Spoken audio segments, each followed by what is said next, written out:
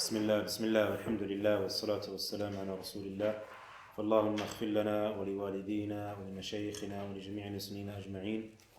So inshallah, in continuation from last week's lesson on the book Hilyatu Al-Ilm by Sheikh Bakr Abu Zayd rahimahullah ta'ala rahmatan wasi'ah.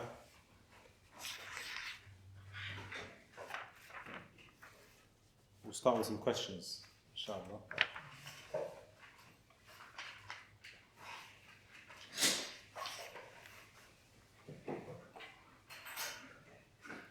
The homework question, I think that we set, who was the companion that we mentioned in the battle of Khandaq?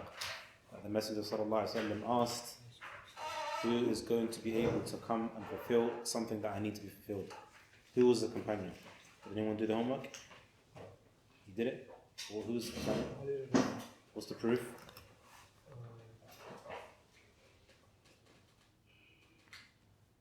There was a man from the Kuffar side who came for a duel. Okay. And the Prophet was asking the companions who would go and fight him. Okay. But no one wanted to fight him. Then Ali came and he said that he'll fight him. Anyone else?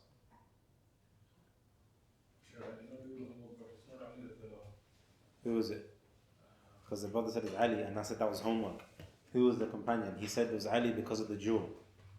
In the battle, in the duel, the fight, where one of the kuffar came and offered to fight, to have a duel, or a one-on-one battle, and Ali stepped out. That's his answer. The question was, who was the companion that came out in that moment? Because it was a tough time. Remember the battle of Khandaq? You're talking about the night, in the night. Exactly, the battle of Khandaq, and it was cold and it was difficult. So Salman al-Farisi came up with the plan of to do the Khandaq. But who was the companion that actually came out? Huh? So he said Ali. Does everyone agree with him? Is it Ali? Ali came out to fight the duel. He asked the Rasul. Okay. But I don't remember. Who was the companion? That was homework from last week, brothers. Huh? So you should have done this research. There was a companion, because what you said is not my question. What you said is correct about the duel, i.e. the one-on-one combat fight. But who was the companion that came out and it was cold and it was difficult? And the Prophet ﷺ had a task that needed to be fulfilled, huh? I want proof. Okay, so we'll leave this to next week, the next lesson, inshallah, then, okay? Who was the companion? Write it down, please, so you don't forget. Who was the companion when the Messenger ﷺ asked someone, who's going to come out and fulfill my task? Who's going to come out and fulfill my task? And it was cold, it was difficult. Remember as well, how long did they stay in the Khandaq for? Another question number 2. Okay, question number 2. So the first question is, who was the companion that came out and accepted to take on the task of the Messenger ﷺ? Okay? Who was the companion that came out and accepted to take on the task of the Messenger ﷺ? The second question is, how long did they stay in the Khandaq for? How long did they stay in the trench for? Remember, it was the plan of Salman al-Farisi to build the trench. Okay? What was the reason? Because of the fact that he did that, and it was something that the Arabs were not used to. Okay? So, these are the 2 questions. Second question, how long did they stay in the trench for? How long did they stay for next week? Next class. How long did they stay in the trench for? Muhammad, do you have the homework for last week? Assalamu alaikum. Do you have the homework for last week? The companion, Battle of Khandaq, Battle of the Trench. There was a companion that the Messenger ﷺ, he asked all the companions, who's going to come out to fulfill a task that I have set? The Messenger's talking to them saying, who's going to come out and fulfill a task? And it was the Battle of Khandaq. It was cold, it was difficult. Who was the companion that came out and accepted the task? Okay, so that's homework for next week. So Muhammad did it. Okay, the next question. Who can tell me the meaning of zuhud? How did we explain the meaning of zuhud? When someone gives up the dunya, what examples did we use? How did we explain it? Anyone? Yes. Staying away from the unlawful. Okay. And not looking for the favors of others. Like if the other person he has got more favor, okay, he's not looking on him. Okay. Barakallahu fikum. Anyone else? The meaning of zuhud. So the brother says staying away from the unlawful and not looking at other people's bounties and blessings that they've been blessed with. Okay, so what's the difference then between zuhud and qana'a? Contentment. Who can explain contentment? The person who is agreed on the qadr of Allah subhanahu wa ta'ala. Barakallahu. The one that's happy with that which Allah has blessed them with. The qadr of Allah, the pre-decree of Allah, that which Allah has written and ordained for them, they are pleased with it. That's what we describe as qana'a, meaning contentment. Okay? And then we mentioned the one that is not content means they are not in agreement. They are not happy with that which Allah has bestowed upon them.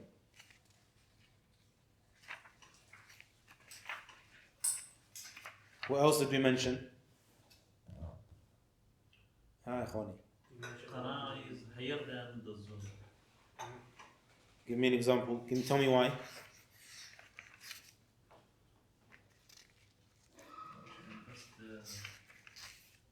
Is that correct? Qana'a is higher than zuhud. Did we mention that? There is one, somebody is with the zuhud, tell him to.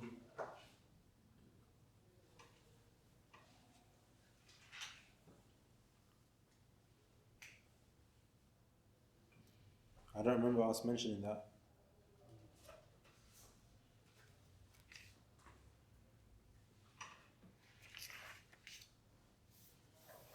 Huh? We mentioned that the most intellectual people are the people of Zuhud, Why? because there is a statement of Imam Shafi. He said that the most intellectual people are people of Zuhud because they left the dunya for their akhirah. And what did we barakallahu fik? This is a very good point. The most intelligent people are the ones that have zuhud, meaning they've left off that which is from the dunya. So then we described zuhud as what? ترك ما لا ينفع به الآخرة. ترك ما لا ينفع في الآخرة. Meaning when you leave off that which will not benefit you in the hereafter. That's from the means of, from the explanations of a zuhud.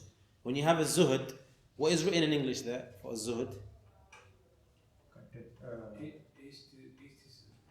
Okay, but then we described that we said, and in leaving, to simplify the word, zuhud is when someone literally, exactly what the explanation here Sheikh Thamin uses. When you leave off that which won't benefit you in the hereafter. Okay? When you leave off, and when we gave examples, this doesn't mean that a person doesn't have zuhud if they have good attire or they look after themselves in the way they look and the way they appear, but rather extravagance, going overboard with a means of your transportation, a means of your attire, meaning the way you dress, and all these things. This is the meaning of a zuhud. So you leave off anything that won't benefit you, and then we explained anything that gets in the way of distracting you from the worship of Allah. So for example, you can have a phone, right? Okay, or technology, but then you have one that distracts you all the time. You don't need the one that distracts you, you need the one that to communicate and be able to use for your needs, your day-to-day life. So this is the meaning of a zuhud, when you leave off something that won't benefit you in the hereafter. Okay, that's the meaning of a zuhud. Okay, so as for today's lesson, we mentioned a bit about it last week, so we're going to continue inshallah. If you can read from the bit where it mentions, yeah, and then we mentioned we also mentioned, before we carry on, we also mentioned the statement of Ibn Sirin. Who remembers it? The statement of Ibn Sirin, that people would learn something before something. Okay, what did we say? What's the importance of that? What did we understand from that? What did we say? What do you understand from that, if you don't remember? As soon as learns manners, knowledge will be able to benefit. What's the reason? Because he will be able to convey that knowledge in a proper manner. Why? Good. Yeah. And what did we say hikmah is? It is Sheikh Tanvir. What's wisdom? What's hikmah? Define hikmah, you mean? Yeah, what's hikmah? We explained it. This I recall, definitely we explained it. Because we mentioned that Allah Azza wa Jal does everything with wisdom, right? There's nothing that happens just by mistake. But then we defined hikmah. We defined it, correct? We did mention it last week, or we didn't mention it? Okay, so what's hikmah? Doing the right thing at the right time. Doing the right thing at the right time, okay. What else? With salam to the good. There's some purpose. Huh? Some purpose of. Doing it for purpose. What else? What's hikmah? I'm looking for a specific answer that which the ulama describe as hikmah. Applying the knowledge. Applying the knowledge. All of you are correct, by the way, but there's a specific definition the scholars give, and it sums up everything that you've all mentioned. Anyone else? What's hikmah? Hikmah, they describe it saying, وَضْعُ الشَّيْء فِي مَوْضِعِهِ. Okay? When you put everything in its correct place. That's the meaning of hikmah. That's how you describe and define hikmah, wisdom. When you put everything in its correct place. So from this is having knowledge. From this is what the other brother said as well. For example, you have a bottle. Okay? This bottle, you don't just put it here. It's not from hikmah to put it here because it can drop. You put it somewhere where you know it won't drop. وَضْعِ الشَّيْء فِي مَوْضِعِهِ. You put everything and you place everything in its correct position. To understand this, what the ulama mean when they say this, for example, a person can have knowledge. Okay? And I think, maybe it was another class I gave example. A person can have knowledge, okay? And they're traveling. So you have two people, one that has knowledge but no wisdom. The other one that has knowledge and has wisdom. Okay, they both have a journey with a person of innovation, or person not from innovation, a person that is from the village, Ahlul Badiya, Bedu.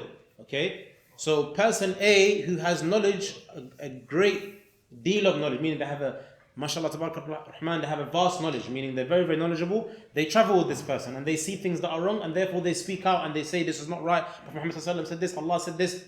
What happens in that journey? The person of the Badiya would not even be intrigued or even want to listen to what they're saying. Why? Because he's not speaking when he should be speaking. And he's not using wisdom when he is speaking. So the application of his knowledge is not being applied. And also it's not just being applied, it's not being taken in because he's using the wrong application. Person B is not maybe as knowledgeable as person A, but they have wisdom. So when they see him doing something that's incorrect, they leave him. They do again, the person at the bad does another mistake, they leave him, doesn't say anything. Does another mistake, doesn't say anything. Maybe he does something to even annoy him, doesn't say anything. The whole journey is silent. When they finish the journey, on the way back, he mentions something or he sees him doing something good. The person of, and he shows him nothing but respect. The person of that has a little bit of knowledge. So then afterwards, this person of Badiya, someone from the village, he goes to him and is intrigued. Says, okay, I want to know, this person is, it's not something he's not doing on purpose, this is just the way he is. He's older in age. So then he would be intrigued to listen to him. He will say something, maybe you say hadith when he's on his own, and he would listen to him. And then he would mention certain things that was linked to what he was doing, but in an indirect way. He's using wisdom by placing everything where it's supposed to be. So who benefits more? The second person is more beneficial. Why? Because they have wisdom. Not every single thing you know, you have to say at each specific and given time. So that's the difference between someone that's a scholar. Okay? Scholars have wisdom. Why? Because they've inherited this knowledge from the Anbiya. There's a difference between someone who's an abid, and another example is what, ikhwani? The hadith of the person that killed 99 men. He went to an abid, a devout worshipper. It didn't benefit him. So he carried him on and made him 100. Then he went to an alim, and he benefited from his knowledge. So having wisdom is not for everyone, but Allah Azza wa Jal grants and bestows His mercy over the ones that He chooses and selects, and He grants them wisdom because it's not something that everyone acquires. So this is the meaning of wisdom. And then we mention here when the statement of Ibn Sirin that they used to learn mannerisms, and hence why, ikhwani, why I'm saying it and why I give these examples, because with mannerisms you learn wisdom. Okay? With mannerisms you learn to have wisdom. The more you acquire of mannerisms, then the more wisdom you should have. Why? Because with mannerisms it's patient. It's not easy, for example, someone is doing something in your presence and you're keeping completely quiet. Even though you know or you don't agree with it or you know it's wrong. But you're using your mannerisms. Okay, if I approach this person who's young in a certain way, would he accept it? If I approach this person who's older than me, would he accept it? And then you remember the hadith, to have mercy upon the young and to respect the elders. So all of this is what mannerisms, but at the same time, you're using it with wisdom. That's why it's very, very, very key, because not every single person understands this. And the more you acquire of mannerisms and you have patience upon it, because it's like, for example, being in a sitting or gathering of knowledge, where the scholars, they mention, for example, how do you correct, and the Shaykh will mention this inshallah, how do you correct a scholar? How do you correct your teacher? All of this is through wisdom and through mannerisms. If they make a mistake, how do you go about rectifying the mistake? All of these things are things that are important, and it is mandatory upon all of us to know these things. Okay, so can you read from وعن رجاء بن حيوة وعن رجاء بن حيوة. Adorn yourself with honor. Adorn yourself with honor and that which leads to it, such as good manners, a cheerful face, spreading the salam, showing forbearance, hating haughtiness, having self-esteem which is free from tyranny, and being gallant but not for the sake of zealous partisanship, and being fanatic without being patriotic. Therefore, avoid the affairs that tarnish your honor, whether it be in your nature, speech, or actions. Also, degrading actions or evil habits such as being conceited, showing off, boastfulness, arrogance, and looking down upon others to be seen in doubtful places. Where did you read from? Was that number 7? 8. Oh, no. Can you go back? Afwan. Sorry. Go back, please, to number 7.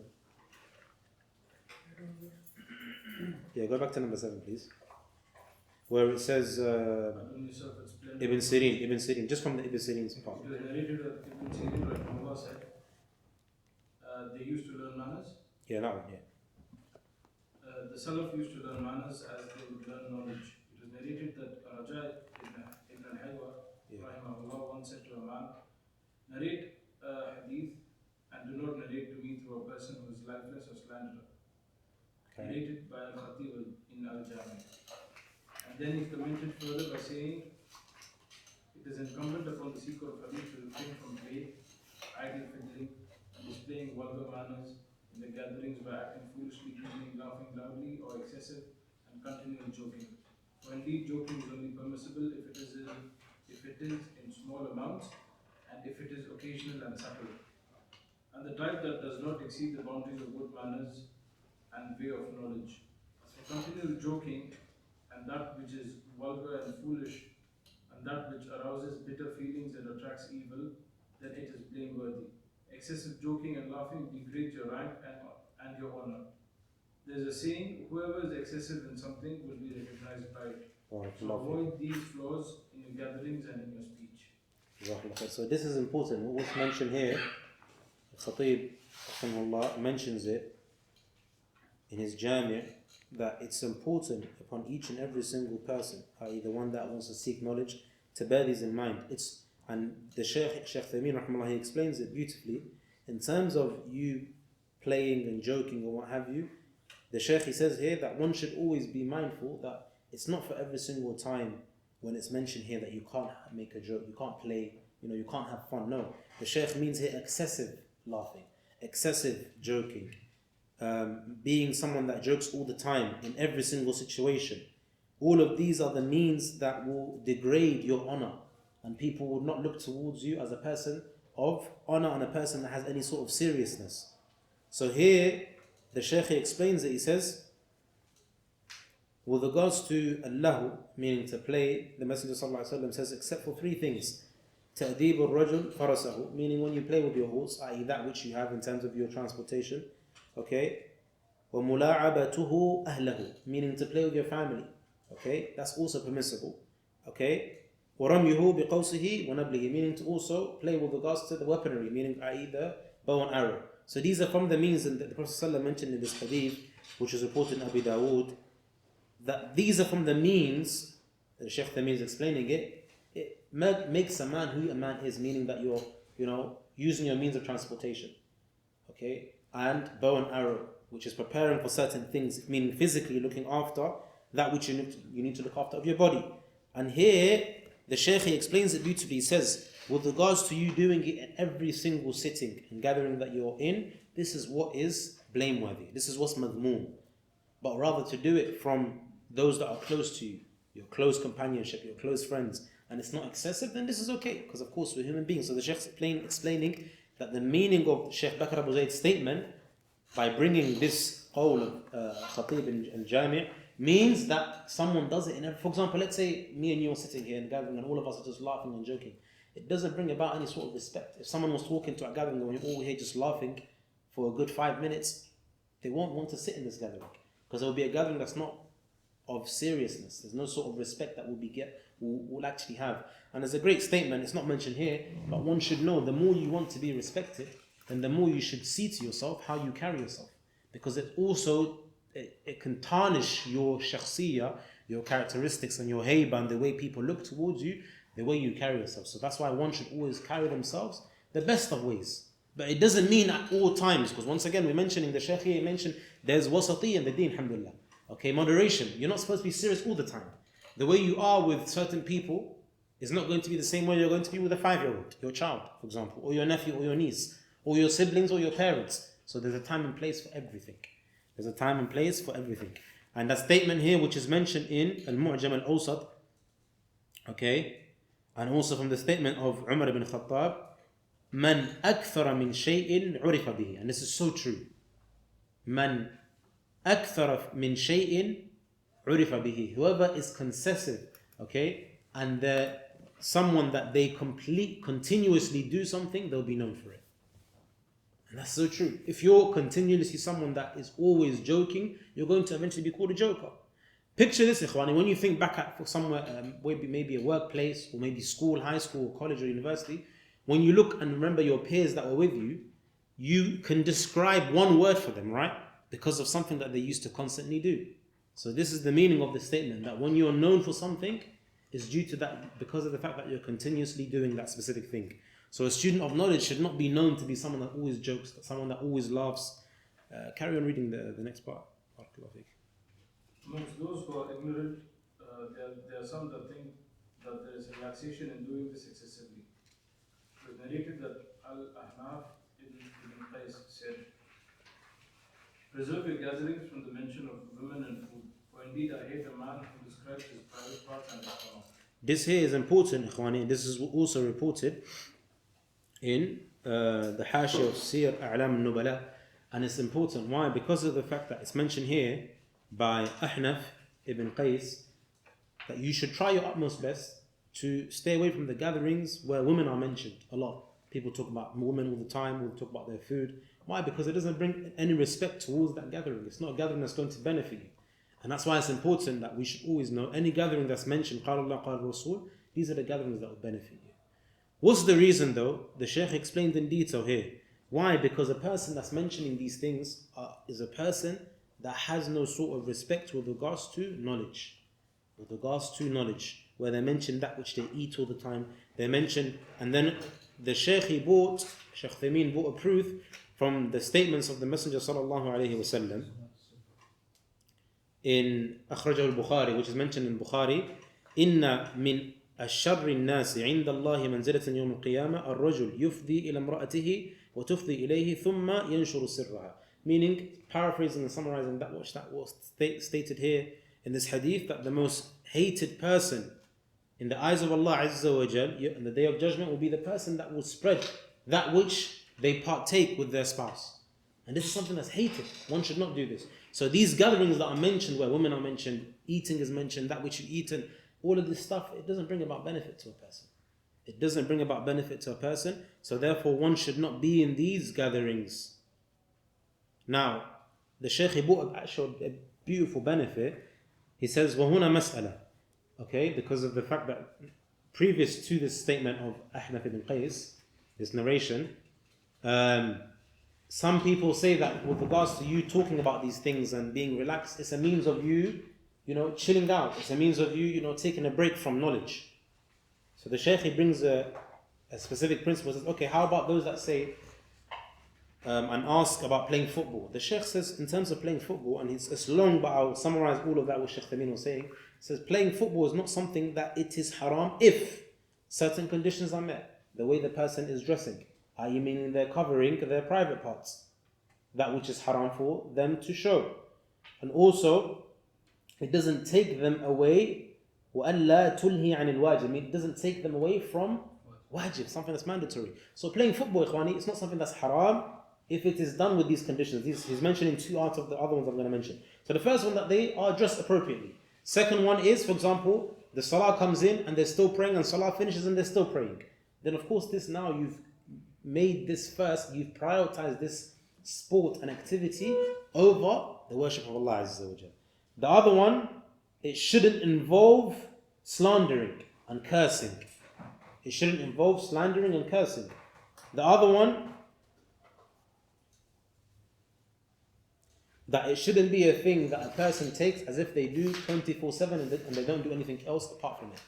Okay, so these are the things that Shaykh mentioned. Why he mentioned this, and the reason why I'm mentioning it, to show, subhanAllah, because many times people say, the people of religion, they're extreme, everything is haram. No, but there's certain conditions that one has to meet with regards to doing certain things. So as long as, and it's mentioned, who knows the principle with regards to the things on earth? What's the principle?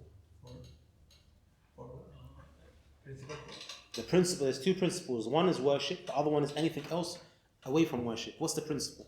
There are two principles. Everything is halal, which is mentioned. Everything That is is mentioned when it comes to Other than it is Ma'amulat. In Ma'amulat, everything Barakallah. is This is very important, ikhwan, because a lot of people don't know this. So if you don't know this, write this down. Yani, everything is halal, everything is allowed, except if the proof comes, except if there's something that states that it's haram. With regards to worship, everything is haram, meaning you can't do anything except with the dalil, except if you have the proof. Does that make sense? What's your name, brother? Ahmed. What do I mean? What does that mean? The principle that everything is haram in worship except if you have proof. What does that mean? That means if I bring the dalil, if I have proof, then it's in a very authentic state, Okay. then it's allowed. Elaborate. That's not what you're there, but you have to elaborate. Give me an example. Example is like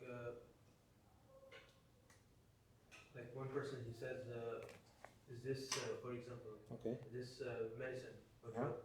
drug, is halal or haram? Okay. After doing a research Okay. and finding proofs of it Okay. and statements for it, if it's very authentic on it, then it might be halal. I'm talking about worship. Just worship in terms of anything related to worshipping Allah Azza wa Jal. Let me repeat the principle again. Everything is haram in terms of the acts of worship, except if there's a proof. What does that mean to you? What do you understand by that? You mean it also not involving the bid'ah? What do you mean? Forget anything else. Just what do you understand from this specific principle? Everything is haram, except if there's proof. Yeah, so what do you mean? So if you bought the dalil, okay, you bought the dalil. Okay, tell me, what do you understand by that? You bought the dalil, there's the principle. How do you apply? What's the application? I want to know if you actually understood it. Should we call a friend? Huh?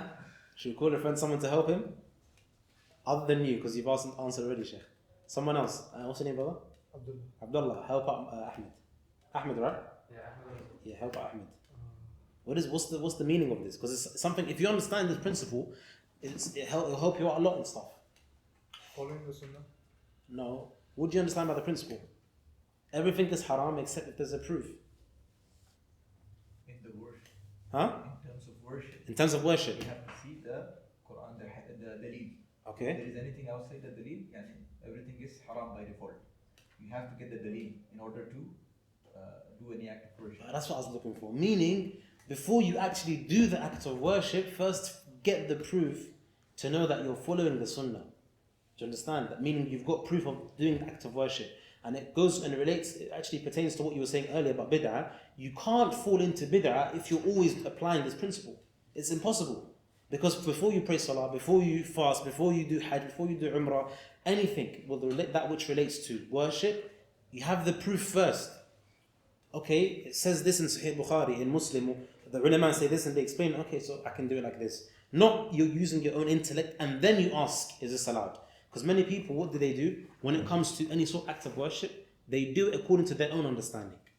They think that they're intelligent enough, or they just think that, okay, I'm going to do it like this, and then they ask. No, you should have first seek the proof, act, I worship Allah Azza wa Jal, and then from there you know that you're doing it according to the Sunnah, which is the opposite of what?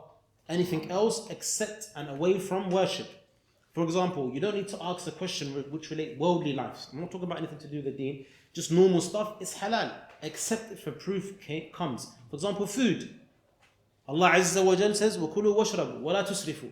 Everything with regards to that which pertains to food is halal, unless there's a proof that you know it says, it's written on here that it is pork, for example, and so on and so forth. So this is the difference between acts of worship and non-acts of worship. Why I'm mentioning this? Because a lot of people, they fall into things where everything becomes restrained and they can't do certain things because they haven't understood this principle. You don't need to get a proof of something if you know that generally speaking is halal, unless you know or you've been informed that this is haram or you can't do this, then it's something different. Yes, Shaykh. So where do we get this thing from? Where do we get this ruling from? This principle. This principle. The ulama has mentioned, the fuqaha have mentioned this principle that in terms of that which relates to worship and ibadah, that we know that it is, everything is haram. You can't do anything which relates to ibadah. That's clear. The other part. The other one, كل شيء الحل إلا ما جاء به الدليل. This is the principle mentioned by the fuqaha. Inshallah, I'll find you the actual thing and I'll share it to you so you can share it to the rest of the brothers. This is something that we learned many years ago with regards to hearing it from the ulama, and then also you learn it in the books of the fuqaha, that everything related to the worldly affairs, Allah Azza wa Jal has made it halal. And there's so many proofs as well. But ma yastahdhir li, one can't come to mind now, but there's so many proofs related to this. That everything would. Another example is with regards to the companions. It's a long qissa, but summarizing it, where they came to the Messenger sallallahu alaihi wasallam with certain food they were given from a non-Muslim. Okay, and then when they came to the Messenger sallallahu alaihi wasallam, and he said to them, we don't want to get into their affairs, but Ahlul Kitab, Sammullah Azza wa Jal, but you don't need to ask whether it's this or that or that. Does that make sense? So it's from the means of what I'm mentioning here, but I'll get you the actual statement, and then inshallah you'll be able to benefit more. But anything that which relates to the worldly affairs, it doesn't mean, now don't misunderstand the statement, meaning you could do everything and that's it because it's not ibadah. No. It doesn't mean that. It means in terms of general affairs, it's halal, except if there's a proof, except if there's a nas. Okay? And as a Muslim, of course, it's upon you to go and search for that which is halal and stay away from that which is haram. So that's the statement with regards to the Shaykh mentioning these things. And Shaykh Tanbih to add on as well, like other means of, for example, sports, job, work, anything. Just like, for example, I remember specifically last year, I asked a scholar specifically something related to this. Is it allowed, principle, for a man to work in a place where he's going to go and he's going to be working, but other thing may be involved that is haram? And then the Shaykh said to me, the principle said that asl al-hil. Okay, but then if certain things come into it, then of course you look in towards what are those things, how are they coming in. So these are the principles that the scholars they use, and they link it back to the principle that I mentioned to you, that inshallah I'll find it for you and I'll share it to you. But a lot of these things are linked back to us. That's how the fuqaha, they link back a lot of the affairs from the qawa'id of the deen.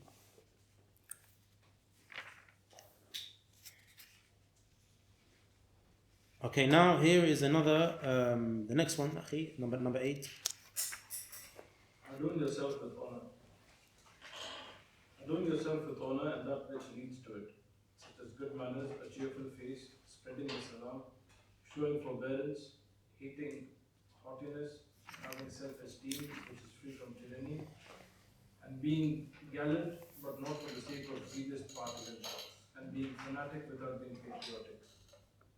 Therefore, avoid the affairs that tarnish your honor, whether it be in your nature, speech, or actions, and also indulging in degrading actions or evil habits, such as being conceited, showing off, boastfulness, arrogance, and looking down upon others, to be seen in doubtful traces. Barakallahu fiqh. I'm going to mention something, statement of Umar ibn Khattab. I don't know if it's mentioned there. وَمَنْ تَزَيَّنَ بِمَا لَيْسَ فِيهِ شَانَهُ اللَّهُ. So last previous. Yeah, so read that please in English. And in the judicial book of the inspired speaker, the commander of the believers, Umar ibn Khattab, radiallahu ta'ala anhu, said, and whoever adorns himself with other than that which he possesses, then Allah will disfigure him. May Allah Azza wa Jalla protect us from this. Read it again, please. I don't think the brothers heard. And whoever adorns himself with other than that which he possesses, then Allah will disfigure him. May Allah protect us. Allah will disfigure him. Meaning of it, the Shaykh he explained it here. And he explained that before that, talking about Umar ibn Khattab, Al-Muhaddith, Al-Mulhami, which in English it's mentioned, Inspired speaker, the inspired speaker, the Shaykh, he said he brought a statement. Does that mean Umar is better than Abu Bakr? Okay, and of course, here it's mentioned that Sheikh Islam ibn Taymiyyah mentioned a long statement regarding it, and he said, of course he's not, but rather Umar ibn Khattab asabahu, meaning he was right in certain things that he mentioned, which wafaqahu, wafaq al-wahi, okay, that which was revealed. But it doesn't mean that Abu Bakr as-Siddiq is lesser than him in terms of state, in terms of rank. And we know this from many of the hadith, and even the Shaykh, he bought some of, just as a point of benefit, he bought some of that which occurred with Abu Bakr and Umar. From them is Sulh al-Hudaybiyah. How Abu Bakr as-Siddiq said the exact same statement as that which the Messenger ﷺ said. And Umar ibn Khattab in the beginning didn't agree. The next one was Ahlul Ridda, and so on and so forth. As for this one, where Umar ibn Khattab mentions here that Man tazayyana bima laysa fihi shanahu Allah, meaning Allah will expose the person, okay? If a person tries to act a certain way, they put on a persona, they put on an act as if they are a certain way, eventually they will be exposed. Okay? Eventually they will be exposed. Why? Because of the fact that this is not the way that they actually are. So one should just hear this statement here is telling us that you should try your utmost best to be natural, to be yourself. Don't try and put an act when you're in front of someone else, and then when you're with someone else, you're a certain way, you're another way. But rather be yourself as a person. Be yourself.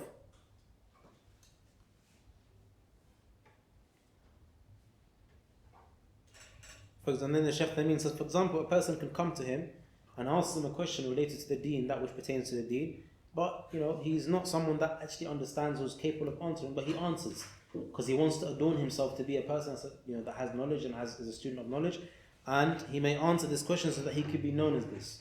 So the Shaykh said this is something that's great, and it's something that he should try his utmost best to stay completely away from.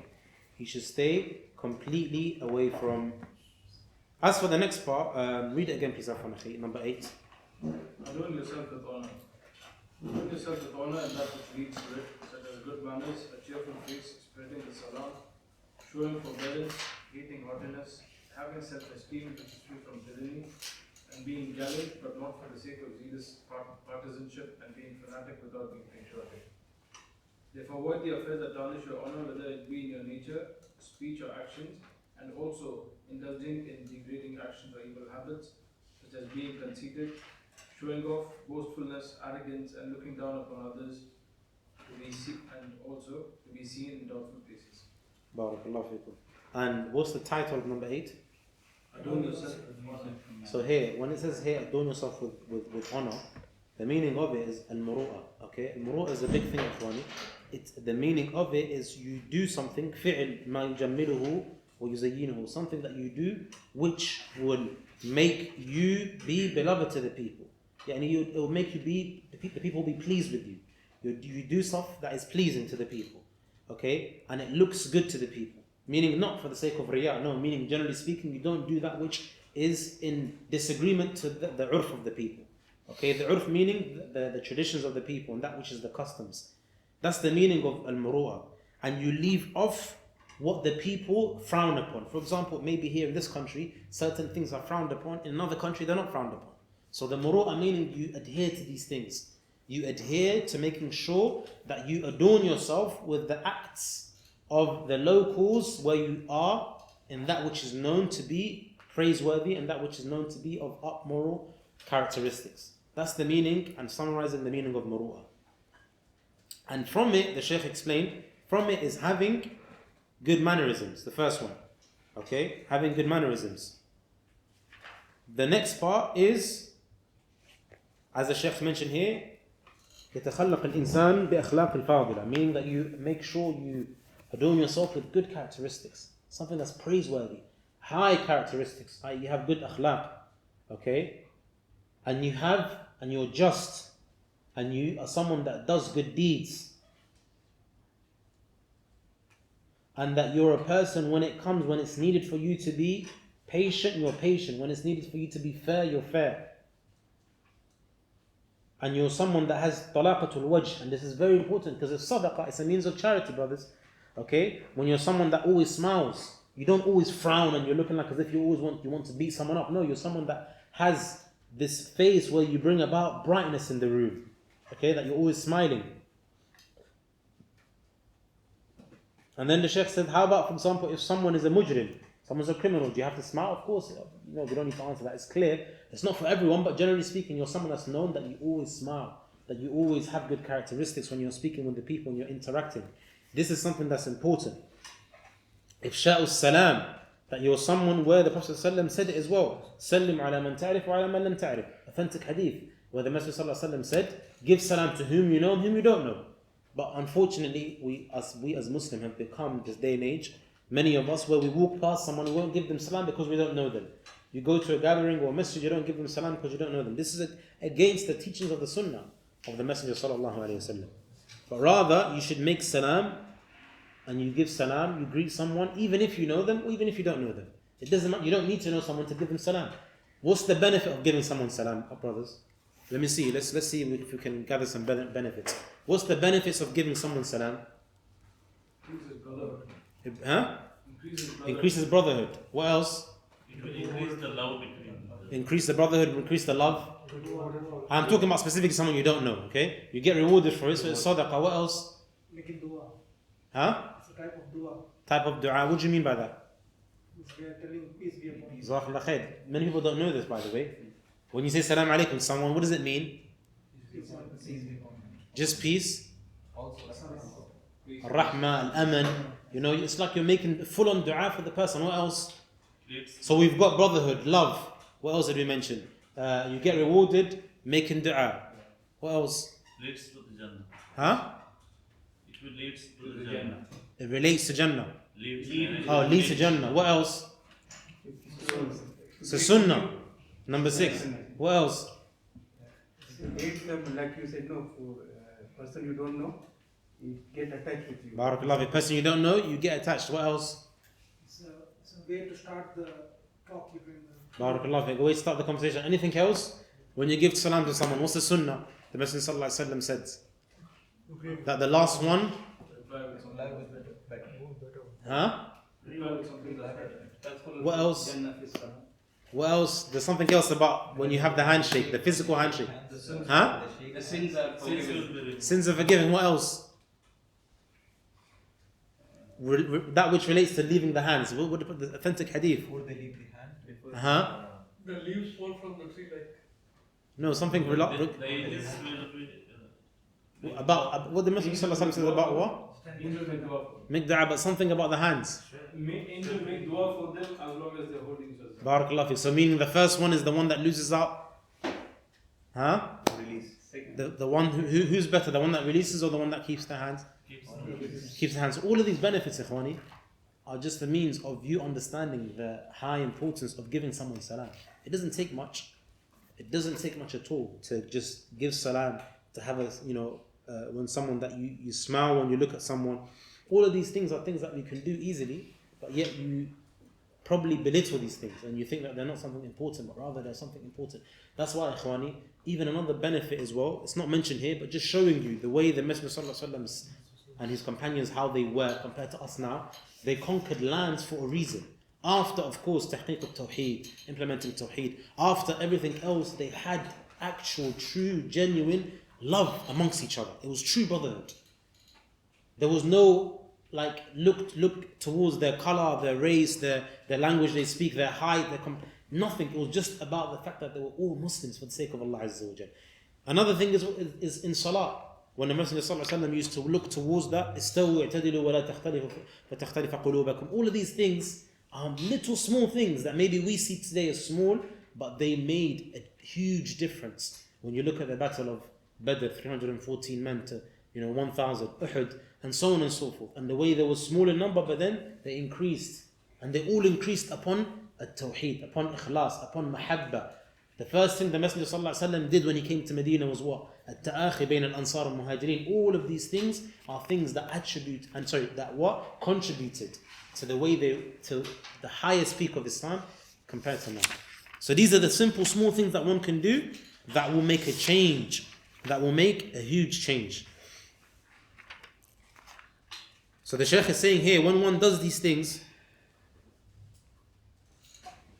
وَتَحَمُّلِ النَّاسِ, and this is also important, ikhwani.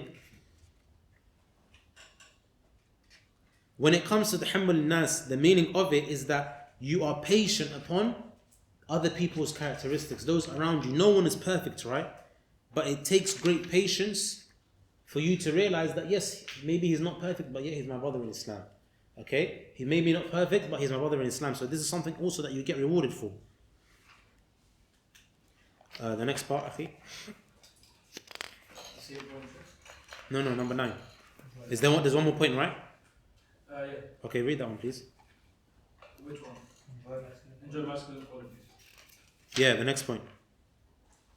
Enjoy masculine qualities. Enjoy masculine qualities which include bravery, forthrightness, noble manners, and giving for the sake of good causes, and the ambitions of men die before reaching them. Equally, beware of the qualities that oppose them. That is, these qualities such as being unconfident, impatient, and weak in nobility. For indeed they destroy knowledge and cut off the tongue from speaking the truth, and they lead him headlong to his enemies in such a state where they brush the faces of the pious amongst Allah's slaves with their poisons. Barakallahu feekum. So here it's very important to realize that as a man, or young man as well, that you should carry these characteristics with you while you're brave.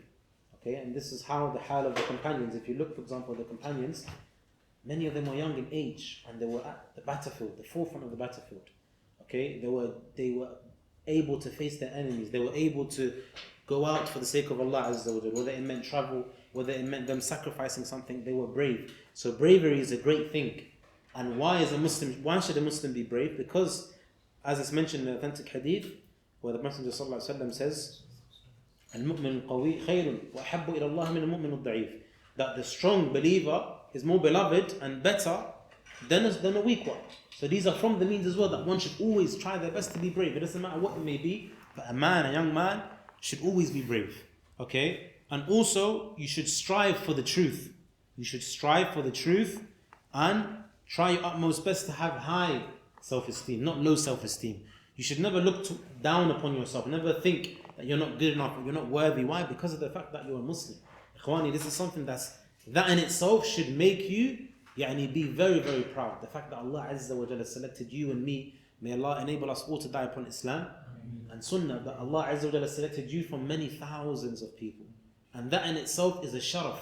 Okay, that in itself is a means of honor that Allah Azza wa Jal has favored and honored you. So you should look towards that as something that gives you high self-esteem and gives you confidence. And that's what the Shaykh here, he mentioned. He said, because if a person look towards the characteristics of actual man, and it's mentioned here, الرجال بمعنى الكلمة, then without a doubt he will be able to enjoy the quality of being brave. Okay? He will be able to enjoy the quality of actually being brave because of the fact that he knows that it leads to goodness. And also being able, badal fi sabilillah, being able to give for the sake of Allah Azza wa Jal. i.e. means of giving charity, the means of helping others out, helping your parents. All of these are from the means of al-badal fi sabilillah bil-ma'roof.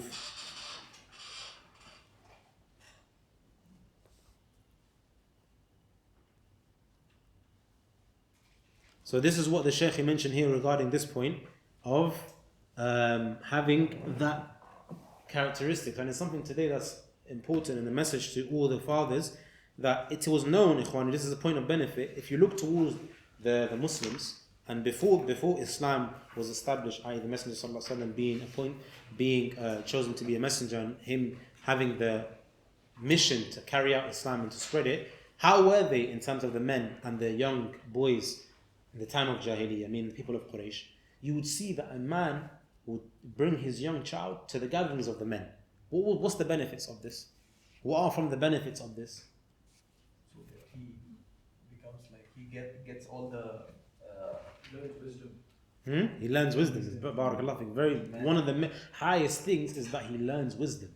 Something that if you look, for example, some of the companions like them, Umar ibn Khattab, and he was known from young, he was in the gatherings of his fathers, or maybe even put in position, maybe when his father's not there. He's been given a responsibility, Ikhwani.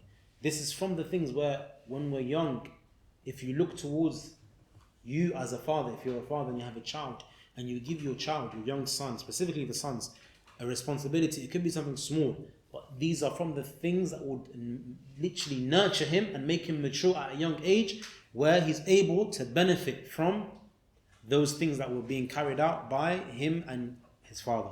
So the first one is wisdom. Other one? mannerism and also Masculinity and mannerisms. Why is it that why can't they attain this in the house? They are not surrounded by that. Barakallah fiik. It's the reality, Ikhwani. If a young boy is always around his woman folk from his family members, then he's going to also grow up being around those gatherings, which will not make him the way he should be. Strong man, someone of courage, someone of bravery. Okay, his masculinity will not be shown, and this is important. It's incumbent upon a man to have these characteristics in order for him to prepare for himself as well, and to prepare him when he goes out into the actual world, and him being a father and husband and what have you, he will be able to have these characteristics. And they're incumbent. It's imperative for a man to always be out with his father. And many of the men, they see this thing as a burden, but it's not a burden. Rather, it's a means of tarbiyah, to always take your child with you. So not every single gathering, of course, but meaning when you can, you take him with you to the gatherings of the men, to make him be with you. So he's learning and interacting with other men as well. Okay, and this is from the benefits, subhanAllah, that you see when you look at the time of the people of Quraysh. They used to have this. For example, at a young age, he's learning how to ride a horse. He's learning how to do bow and arrow. He's learning how to swim, learning how to wrestle. All of these things are means that will be able to nurture that young boy to become a man in the future that will benefit the ummah. Should we carry on? Or should we end on that point? The next point I think is long. I think maybe we'll stop there. You stop it. Yeah, I think we'll stop there. Point number 10. Will you point it? Yeah, I think we'll stop on point 9 and then we'll continue from point 10, inshallah. Yeah? 10 will take long. Yeah, it's very long. Very long. Yeah, I think it's going to take long. Point number 10 will take long. You couldn't point 10 here. Go from We'll do it? the people of Kuwait. Okay, khalas, no problem. Say 25. Because it's about forsaking luxury. We're Khalas, surrounded by luxury in Kuwait. khalas, no problem. Khalas, tfaddal, go on. Your fault. No, I don't mind. I was just thinking in terms of if people had appointments. Tfaddal. Forsaking luxury. Do not become carried away in comfort and luxury, for aestheticism is from Iman. And take the advice of the commander of the believers, Umar ibn Khattab, radiallahu ta'ala anhu, in his famous book. And in it, he says, so beware of excessive comfort and imitating the appearance of the ajam. And toughen yourselves and roughen yourselves. Read that bit again, please, of Umar al-Khattab. Umar ibn al-Khattab in his famous book said, so beware of excessive comfort. Excessive comfort. Okay, Ikhwan, point number 1, excessive comfort. Beware of excessive comfort, okay? And imitating the appearance of the ajam. Imitating the appearance of foreigners. And toughen West. yourselves. Okay, if you want to put it, he said the Westerners. Okay? Brother Muhammad said the Westerners. And toughen yourselves Toughen yourselves and roughen yourselves. and roughen yourselves. This is a risala. This should be a risala for all of the Muslims listening, because why? It's important. Wallahi al-Azim is so true. Yani the more of a, put it this way, Ikhwani. If you look towards history, okay, this is not related to Islam, but generally look at history, and then we're going to look into Islam, and then you're going to see. Look at history. Name me one person that's made it as maybe a great leader or a king or someone that has made a difference and has made a positive impact to mankind that has come from a place of luxury. One person. majority of people that you see make a change, have an impact on the people, the community, become leaders. I'm talking about not just inherit leadership or inherit, being king or royal family. No, I'm talking about people that actually make a difference and an impact to people physically, okay, by way of their actions and their words, all come from what? Tough upbringings, roughness, difficulty, poverty. These are the people that you see make change. Look at the time of the Prophet Muhammad ﷺ and his companions. Look at how many of them, okay, when they came into Islam, and you look at, for example, let's say, for example, all of their companions, we don't favor them, okay? They were all, we mentioned all of them are great. But if you look towards those that actually came from a means of toughness and difficulty, who can give me examples? The first one's Bilal, huh? Khabbab, Bilal, who else? Huh? Ali Yasir, the family of Yasir. So Ammar and Umar ibn Khattab. But did he come from? Look at. So you guys didn't mention Umar. He mentioned Umar. Did Umar come from a poor family? But what did he come from? Tough father. Okay. If you look towards the seerah of Umar ibn Khattab, you see how tough and hard his father was upon him. And then if you do that, and if you actually read the tarikh of Umar ibn Khattab, you won't be surprised as how he was and how he became as a man. Wallahi, you won't be surprised. Just look towards the way his father was. What did he used to do? What was his occupation before he became Umar ibn Khattab? When he was young, what did he used to do for his father? He used to lend his camels. He used to be a what? A shepherd. Okay, traveling from miles and miles and miles away from home, coming back. No mercy, no nothing. His father's what? Tough, harsh. But it's all for a reason. Maybe one may not agree with the way and the usloob and the method, but that's up for discussion, right? But generally speaking, it made him become Umar ibn Khattab. Of course, after the tawfiq of Allah and the guidance. But once again, showing you that all of the companions, if you look towards them the way they were, they came from something. Even if maybe they came from a means of comfort, but majority of them, as soon as Islam came, they left off the comfort. That's the difference between now and then. When Islam when Islam touched their hearts. Because many of us were Muslims by name, but Islam hasn't actually touched our heart. It hasn't affected us. It hasn't actually changed us. So we're Muslim by name, but just by name. But for the companions, like the likes of Abu Bakr and Umar and the rest of them, when Islam touched their hearts, it changed everything. All of their principles changed. All of the motives, all of that which they had in terms of priority, it all changed. And they became different. They had a new path, a new method, a new vision because of Islam. So here when the Shaykh mentions, Shaykh Bakr Abu Zayd, leaving off extravagance and enjoyment and ease and what have you, it's for a reason.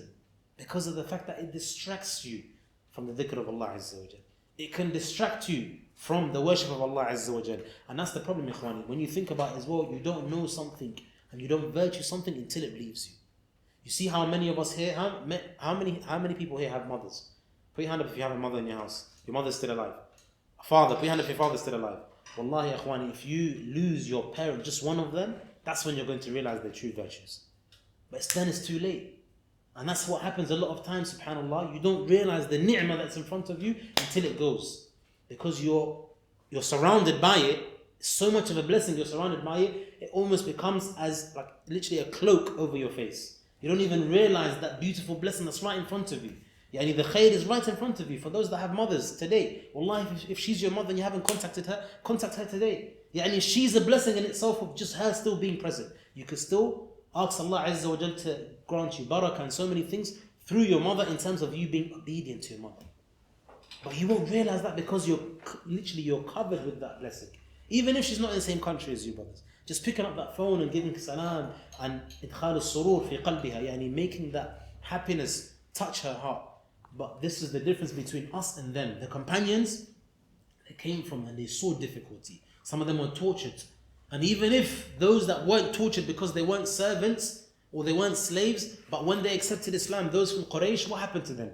They were exiled, or maybe they were made the time when they cut food and everything from the family of the Messenger Sallallahu Alaihi Wasallam. And even when they were thrown out of Mecca, meaning they were more or less forced out because of the fact that it became so hard. So they saw hardship.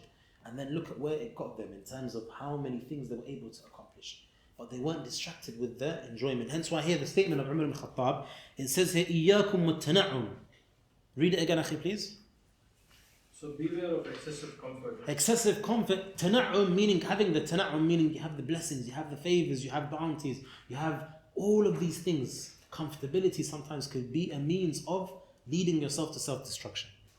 Bear that in mind, ikhwani. Having too much comfort could lead you to becoming self-destructive in terms of your deen and your relationship with Allah Azza wa Jal. What's the next one? And imitating the appearance of the ajam.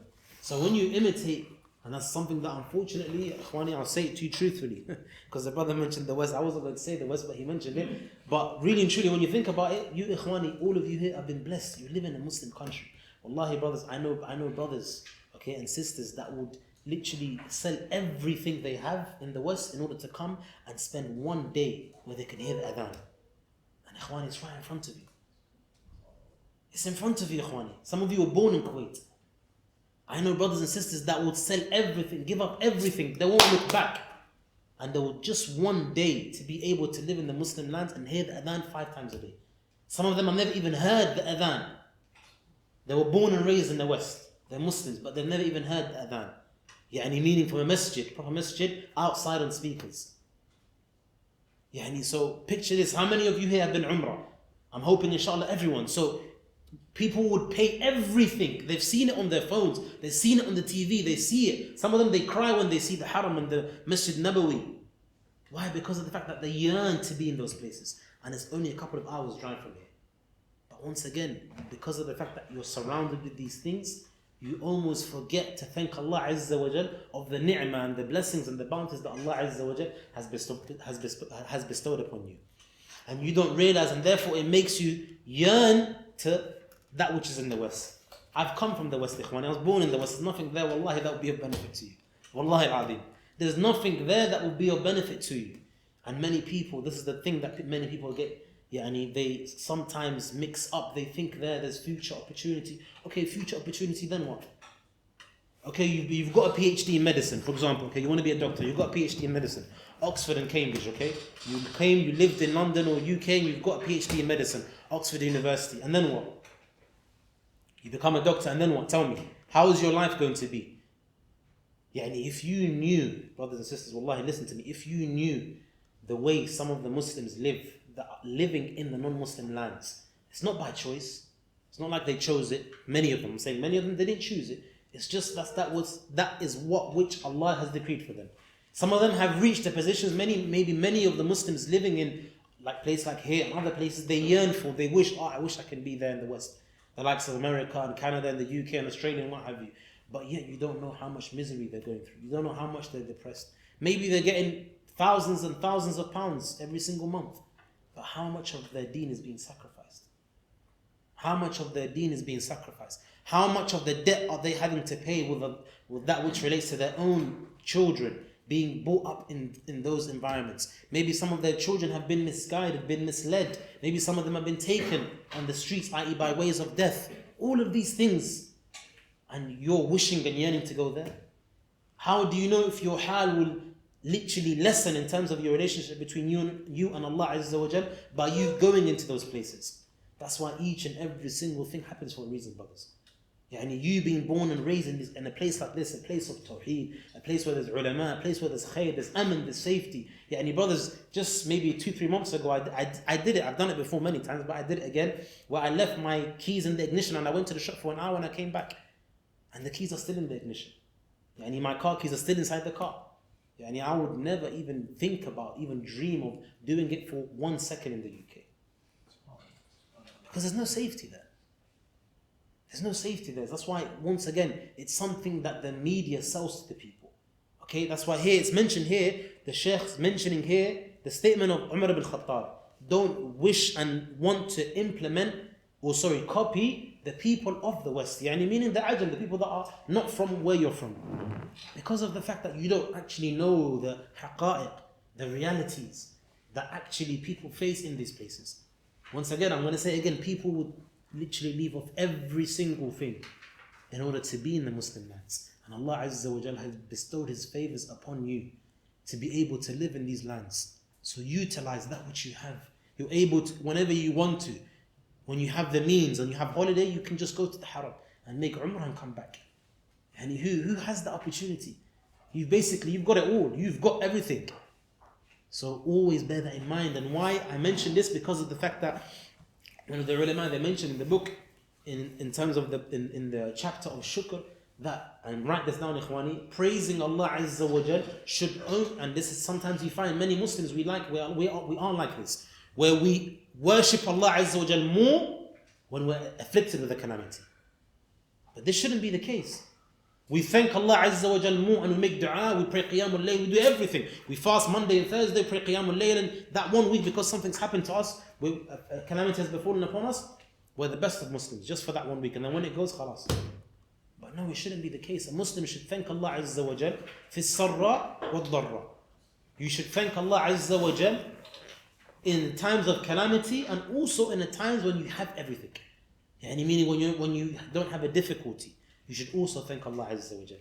And this is from the means and the signs of a true believer, that you're always thanking Allah Azza wa Jal. You're always grateful. وَلَئِن شَكَرْتُمْ لَهَزِيدَنَّكُمْ. Okay, if you thank Allah Azza wa Jal, Allah Azza wa Jal is going to give you more. The more you thank Allah Azza wa Jal of that which you have, and that's how you mentioned earlier about qana'ah. Always look to the blessings Allah has given you. Don't look towards that which you don't have of the dunya.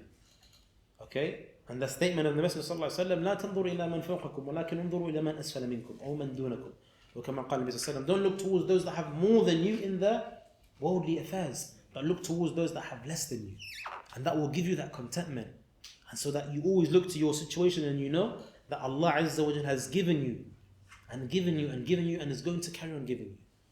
So ikhwani, that's that. The next point, what did Umar ibn Khattab say? The next point? And toughen yourself. Toughen yourself, ikhwani. What does this mean? Who can tell me what does this mean? Being strong. Being strong, what else? What else? Not being emotional. Not being emotional. Before that point, by the way, also something that's key as well, ikhwani, is in terms of he mentioned, Shaykh Uthaymeen explained in terms of copying the people in the West.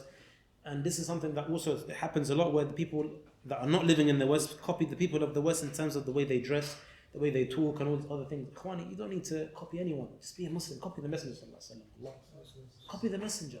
That's your role model. That's no one else is your role model, because you find that many children. That's why even at young as well, ikhwani, when it comes to raising your children, it's no problem for them to like sport and what have you, but don't make them have a role model as a person that's not even a Muslim. A person that hates Islam, a person that's waging war against Islam, that shouldn't be their role model. Maybe if they want to improve the way they play or the way they, whatever it may be, they look towards that person in terms of the way they play the sport or whatever.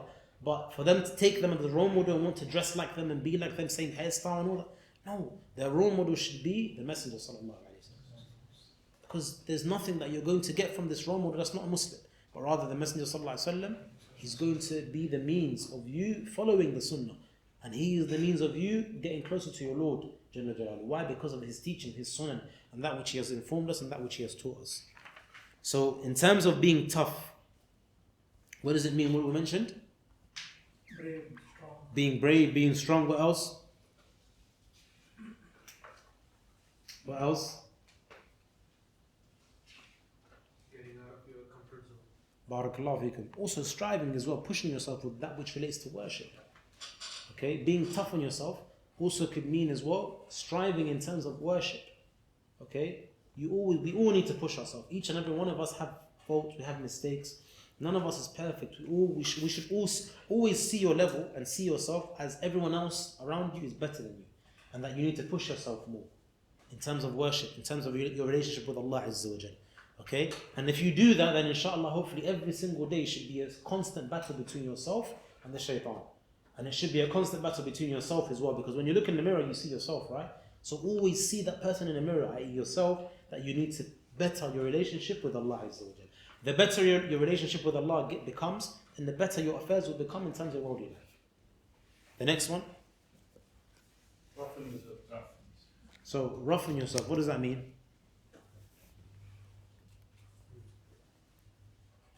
Go through the hardship. What Shaykh Nabil mentioned earlier, not being emotional. A man, I think is up for discussion, but look, in terms of being emotional, the companions and the Messenger sallallahu alaihi wasallam, they were emotional. Okay, it's okay to, for example, This discussion is not something that I want you guys to, it's not something to take or not take, but in terms of when he mentions emotional, in terms of crying and what have you, but a man, it's nothing bad in terms of a man crying, right? Does everyone agree? Yes. Does everyone here cry? Depends on the situation. Depends on the situation. Look, it doesn't lessen your manhood in terms of you crying, right? But it's meant in terms of emotional for no reason, emotional for no reason. Okay, but rather Not you soft like women. exactly, barakallah. That's exactly what the brother Muhammad he said it, he nailed it. Meaning being soft, a man should have rujula.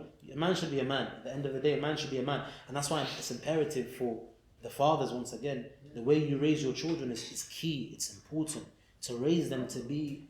Look, you should always hope for the best, but prepare for the worst. And you should raise your child upon that, meaning they have tafa'ul, husnul dhan billah azza wa jal. They always have good thoughts of Allah azza wa jal, but they're not someone that they are spoiled. Because raising a child that is spoiled would never be able to face the actual realities of the world. Okay? But rather a child should be raised upon, firmness and upon toughness as well. Difficult situations, testing them, making them strong in terms of worship and also in terms of worldly affairs and their characteristics. Okay, and once again, ikhwani, another thing that's important as well and is key, every single father should raise their children like this. To always make sure that you raise your child and instill in your child that they are great. That they are great and they're not lesser than anyone.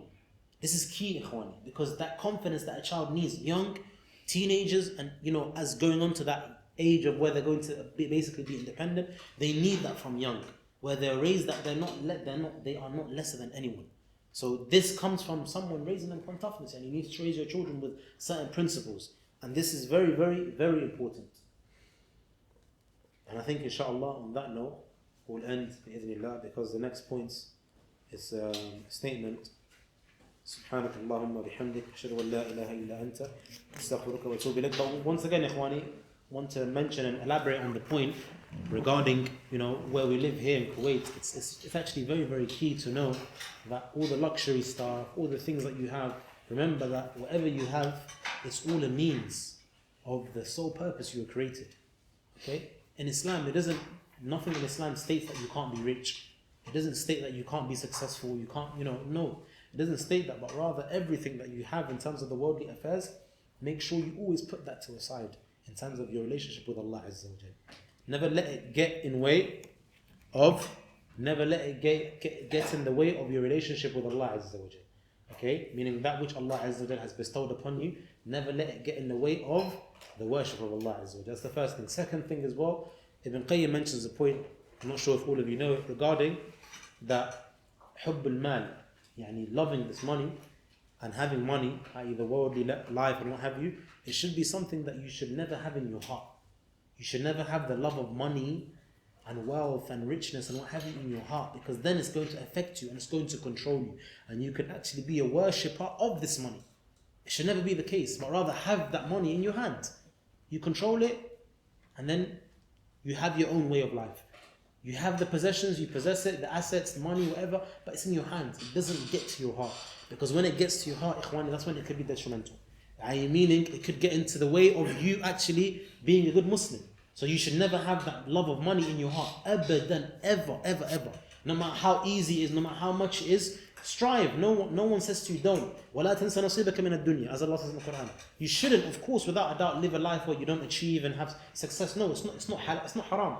But as long as it doesn't get in the way of your relationship with Allah, and also it doesn't get into your heart. That's something that you should always bear in mind.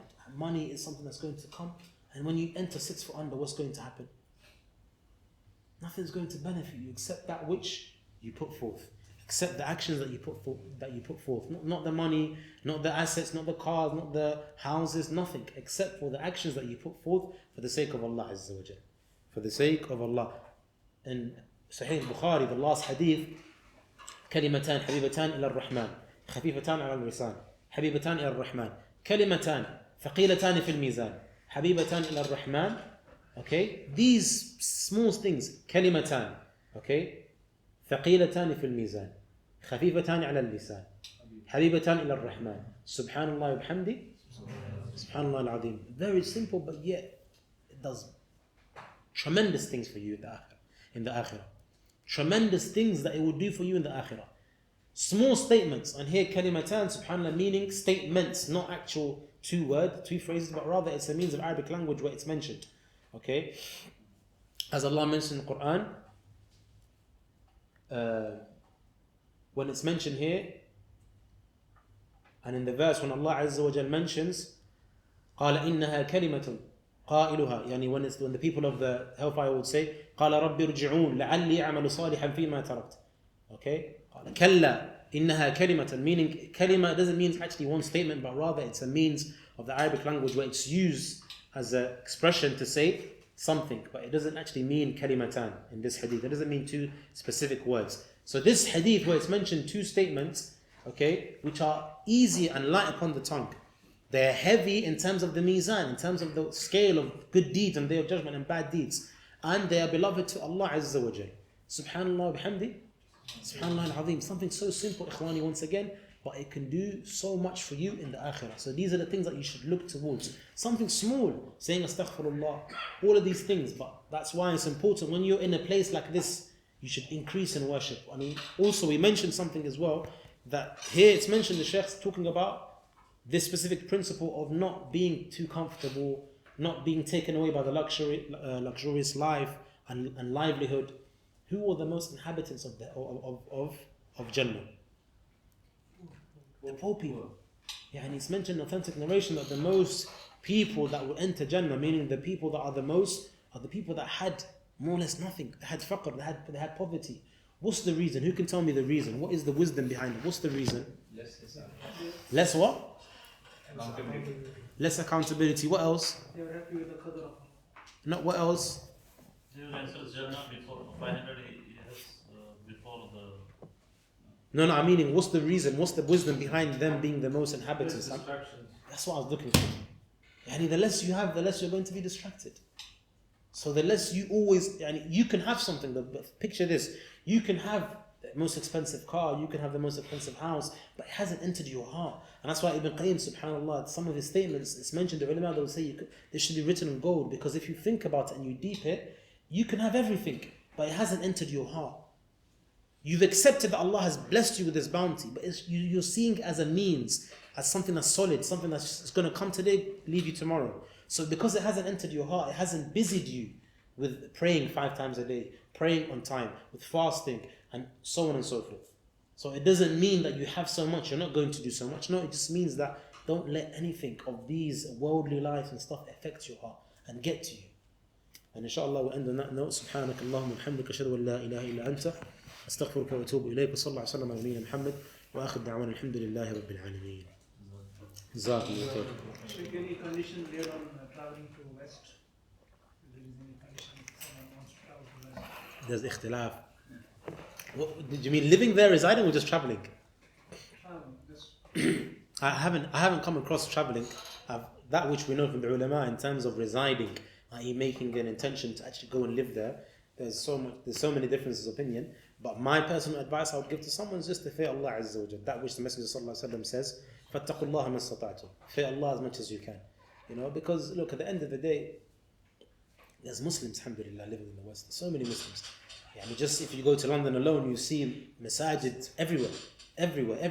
So it's like you won't be in a place where you can't worship Allah. No, but meaning when it comes to traveling there, if it's for a purpose, alhamdulillah. But I would, in terms of going there to reside, this is best to, there's a whole lesson needs to be given, because there's so many differences of opinions. So it depends, in terms of just you going to live there, I haven't come across something which says that you should do this and this and this and this. But generally speaking, when you go there, of course, it's a place where you just preserve yourself, don't change yourself. A lot of people, by the way, this is something as well, that I've had a lot of discussions with people that are from Muslim countries, that live in Muslim countries, and they travel to the West, and they think that they need to change their appearance. I dress like this when I'm in London. I don't change my appearance. I don't need to, because alhamdulillah, it's not a place where people, you may think, and a lot of people think that it's a place where people don't accept Islam. People, they know about Islam. Islam is not something new in these places. So even in terms of dress code, we don't change our appearance. We don't need to. Sisters wearing niqab and jilbab, and brothers wearing thobe, and don't need to change anything. Just a point of benefit, you actually get a lot of respect by showing that you're a Muslim. by many. Of course, depending on which country. But I'm talking about the UK. I'm not talking about America. So I'm talking about specifically the UK. Generally speaking, even America, same thing. You get a lot of respect. So alhamdulillah, it's not something that's you need to change yourself. You need to get into a different mindset. No, just as long as you feel Allah Azza wa Jalla, you're doing what you need to do when you go there. That's it. But this is something that I would personally always say to people. You don't need to change your appearance wherever you go. You're a Muslim, you're a Muslim. You know, keep your head up high because you're a Muslim. Allah has blessed you with being a Muslim. So you don't need to downgrade yourself, or you don't need to change your appearance to trying to fit in. You're never going to be accepted. You know? وَلَن تَرْضَ عَنْكَ الْيَهُودُ وَلَا النَّصَارَى حَتَّى تَتَّبِعَ مِلَّتَهُمْ. As Allah says in the Quran, no matter what you do, you will never be accepted except as you as Muslim. You're Muhammad, you're Muhammad. Change yourself to Mo, you're still Muhammad. There's no need for you to change anything. You don't need to change yourself, your appearance, your name, shorten it, try to fit in, because there's no need. They haven't changed it for you. Why are you going to change it for them? And that's something, unfortunately, the crisis, identity crisis, with a lot of Muslims, you find that because they're in a certain environment where there's not a lot of Muslims, they try to hide, maybe not to pray on time, or just, no, there's no need to do that. You're a Muslim, alhamdulillah, you're Muslim. Accept it. And be proud of the fact that you're Muslim. And subhanAllah, wallah azim ikhwani, the true story, just I'll tell you something that it shows you the mindset of how many people don't realize, that a person was in an environment where they were trying to fit in so bad, a work environment in the West, in the UK, and they tried to fit in by, means of cursing like them when they curse, meaning they were together with non-Muslims in a work environment, and they were dressing normally in their work clothes, and they were trying to fit in so much that they were trying to curse like them, make the same jokes as them, these meaningless jokes that they make and what have you. And as soon as they left, another Muslim was there who was actually trying their best to be a normal Muslim. He wasn't trying to joke with them. He was just being himself. And when that person left, the non-Muslims told the Muslim that was there being himself, said that we don't even like this guy. Why is he, the way he carries himself is not something that's respected. So meaning the more you act as a Muslim, the more respect you get. You trying to fit in like them, they will just look at you like an outcast, meaning it doesn't suit you. So this is something that you have to always bear in mind, that as a Muslim, this is a means of da'wah in itself. You being a Muslim, having good characteristics, having good morals, the way you carry yourself, you'd only get nothing but respect, inshallah.